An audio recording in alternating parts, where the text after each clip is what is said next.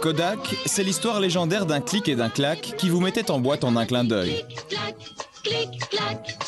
Merci Kodak. Cette histoire commence ici à New York en 1880.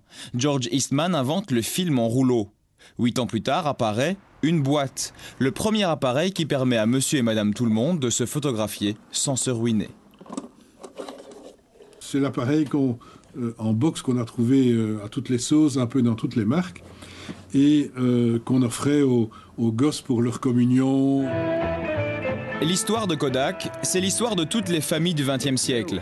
La multinationale fabriquera des dizaines de modèles d'appareils, de caméras et de films, dont son Kodachrome révolutionnaire est jamais égalé, jusqu'à l'arrivée des Japonais, dans les années 70. À partir des années 80, Kodak décline tout doucement. Car son histoire récente est surtout une histoire de naïveté industrielle.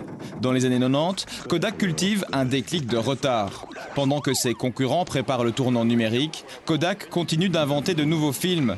Son dernier échec s'appellera APS. À sa sortie il y a 15 ans, Carla Bruni expose ses pellicules pour ce que Kodak appelle encore l'avenir de la photo. La plupart des nouvelles innovations seront faites sur ce nouveau format, parce que grâce à sa piste magnétique, comme on le disait, grâce à sa cassette, il ouvre de nouvelles perspectives sur le marché que les systèmes actuels ne peuvent offrir. Retour en 2012. Chez ce photographe, le présent, c'est le tout numérique. Depuis 5 ans, pour lui, la marque au double K se conjugue au passé.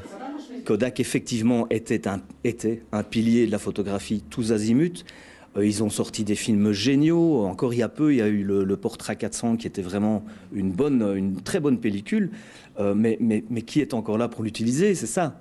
Donc je ne comprends pas pourquoi Kodak n'a pas pris à temps les rênes pour pouvoir dire bon sang de bonsoir, il est temps de se bouger et d'avancer comme les autres l'ont fait. Kodak, c'est l'histoire d'un petit clic qui s'est pris une grande claque. En 2004, l'entreprise valait 30 milliards de dollars. Aujourd'hui, elle en vaut 250 fois moins. Kodak ne fait plus de bénéfices depuis 4 ans et les spécialistes lui prédisent la fin. Bientôt, l'inventeur de la photo moderne prendra pour toujours ses clics et ses claques. Kodak fera à jamais partie du passé, faute d'avoir eu le déclic numérique. Nickel. Ouais, bouge pas. Ok.